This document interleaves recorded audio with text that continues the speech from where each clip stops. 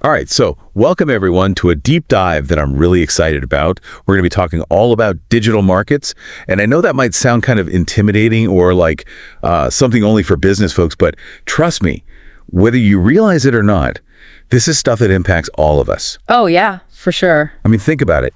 How do you shop these days? How do you find new products or even just keep up with the world? It's probably all happening online, right? And that's like digital markets in action. It is. And I think that's what makes this topic so fascinating. It's not some abstract idea. It's what we're all living in every day, in one way or another. Exactly. So to really get into this, we're going to be drawing from this excerpt from Digital Markets: Benefits, Impact, and Positive Utilization. And I have to say, this thing is packed with insights. It's really got me thinking about the power of these digital spaces, not just for businesses, but also for consumers and, just for the world in general. It's definitely a big topic. It is. So I think the best way to start is to just lay some groundwork here. Let's define what we're actually talking about when we say digital market, because I know that can sound kind of like a buzzword sometimes. What exactly is it? How would you explain that to someone who's maybe hearing this term for the first time? Yeah, well, I think the easiest way is to compare it to something we're all familiar with, Think of a traditional marketplace, right? You've got stalls set up, people selling goods, people coming to browse and buy. Right, like a farmer's market or something. Yeah, exactly. A digital market is kind of like that, but of course it's online. It's a space where buyers and sellers come together, but it's not bound by physical location or even, opening hours. It's a 247 global marketplace. And actually, you probably interact with digital markets all the time without even realizing it. Oh, yeah. I was just thinking about that. Like, if you're scrolling through Facebook or Instagram and you see an ad for a product you've been thinking about, that's like a digital market moment. It totally is. Or if you're, buying something on Amazon or Etsy, that's another prime example. Right. Or even just like searching for information on Google and all those ads pop up, that's a part of it too. Exactly. It's all about connecting people with products, services, and information in a digital space. Okay, so that's a great way to understand what we're dealing with here. Now, this excerpt we're looking at is really interesting because it's focused on the positive utilization of digital markets. It lays out these 5 key benefits, and I want to kind of walk through those and really unpack what they mean, not just for businesses, but also for consumers like us. Sounds great. So the first one that really jumped out at me is this idea of a wider reach.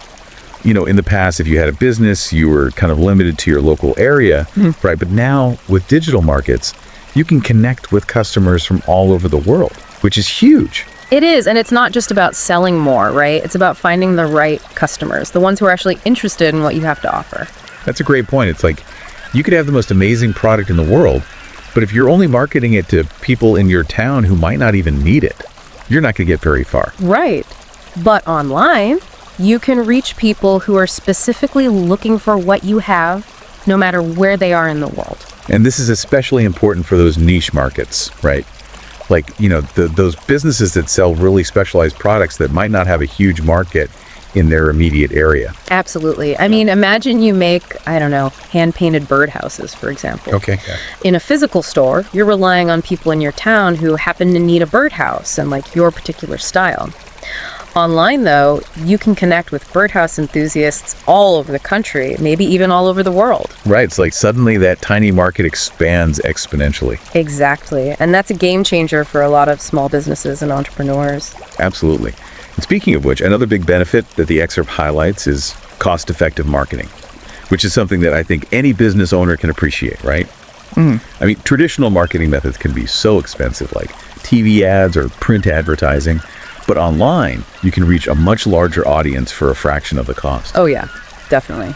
I'm thinking about this local bakery I know that started selling their sourdough bread online during the pandemic, and they'd never really done much online marketing before. But they just started posting these really beautiful pictures of their bread on Instagram, and people went crazy for it. They ended up shipping loaves all over the country, and it was all through social media, which basically cost them nothing. That's amazing. And it shows how powerful even just a simple, well-executed social media strategy can be. Totally. Yeah. And it's not just about saving money. It's also about being able to target your marketing efforts more effectively.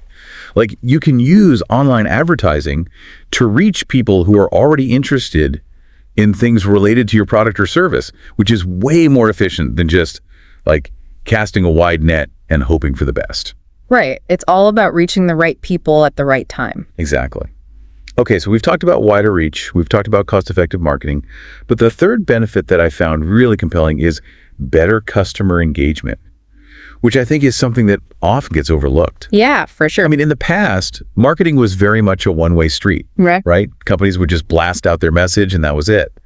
But digital markets have really shifted the dynamic. They have. It's way more interactive now. Right, like instead of just talking at your customers, you can actually have conversations with them. Exactly. And the excerpt actually gives some great examples of how businesses can do this, things like engaging with customers on social media, responding to comments and messages. Yeah, or like having a live chat feature on your website so people can get their questions answered in real time. Right. Or using email marketing to send personalized messages and offers. It's like the difference between a lecture and a coffee date, right? You're actually building relationships with your customers, and that's so much more valuable than just like trying to sell them something. Oh, yeah, absolutely.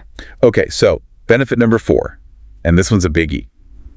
Data-driven decision-making. This is where things get really interesting. It does. I mean, this is what I find so exciting about digital markets. It's like you have access to all this data that can help you understand your customers, your market, and your business in ways that were just impossible before. Totally. It's like having a superpower. It is. It's like being a detective, You can use data to solve mysteries, figure out what's working, what's not, and make adjustments in real time. Exactly. And it takes a lot of the guesswork out of running a business, Instead of relying on gut feelings, you can look at the data and see what's actually happening. Right, like you can track website traffic, see which marketing campaigns are performing best, figure out which products are selling well, and which ones are just sitting on the shelves. Metaphorically speaking, of course. Yeah. You can even do things like A/B testing, where you create 2 different versions of a web page or an email and see which one performs better. That's so cool. It is. And it allows you to constantly improve and optimize your business based on real data, not just assumptions.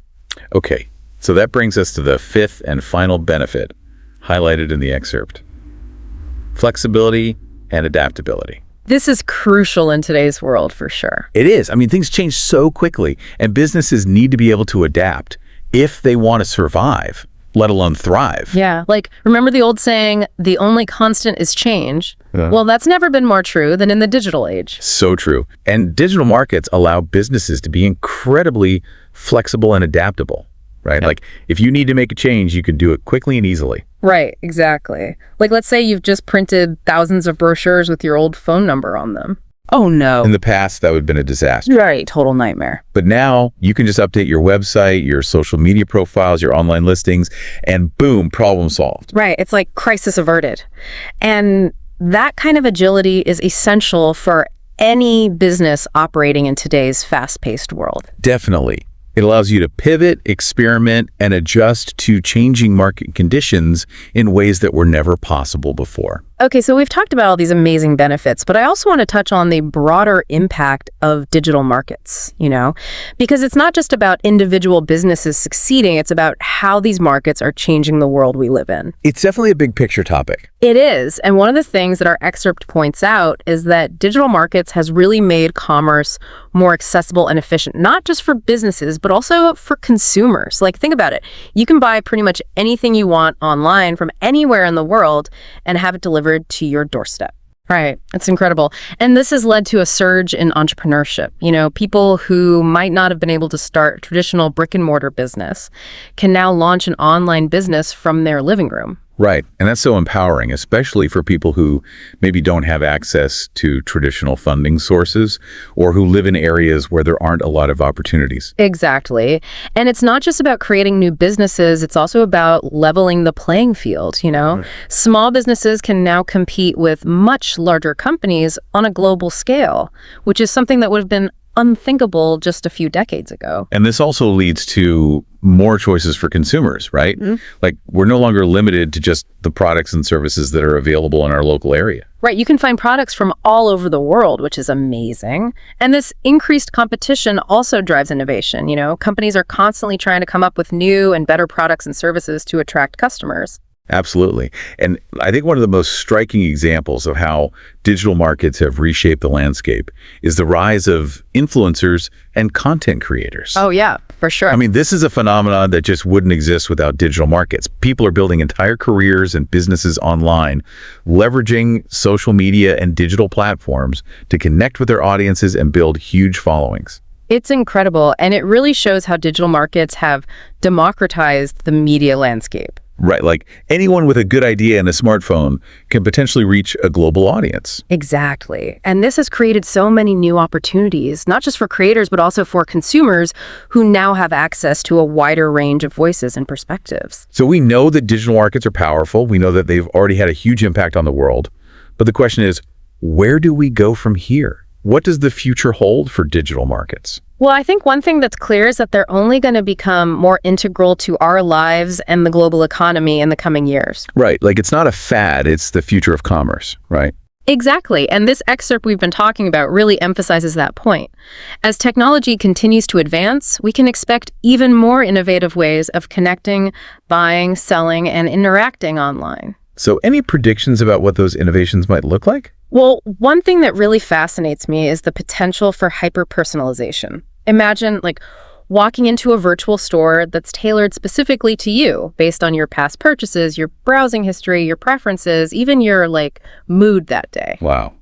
That sounds like something out of a sci-fi movie. It does, right. But I think it's definitely within the realm of possibility. This level of customization could revolutionize the way we shop and interact with brands, making the experience more efficient, more enjoyable, and more personalized than ever before. That's both amazing and a little bit scary. Like, how well will they know me? Right. It's definitely something to think about. But I think if it's done well, it could be incredibly beneficial for both businesses and consumers. Okay, so as we wrap up this deep dive, I have one final question for you, and it's for everyone listening. Yeah. How can you leverage the power of digital markets? Whether you're an entrepreneur, a business owner, or simply someone who wants to stay ahead of the curve, there is a place for you in this ever-evolving digital world. I think that's a great question to leave people with. It is, because the future is digital, and understanding how to navigate these markets is essential for anyone who wants to succeed in the 21st century. So go out there, explore, experiment, and see what you can achieve in the exciting world of digital markets. Absolutely. And thank you for listening to this deep dive. It's been fun. It has. I hope you all learned something, and I hope you're as excited about the future of digital markets as we are. Me too. All right. Until next time. See you then.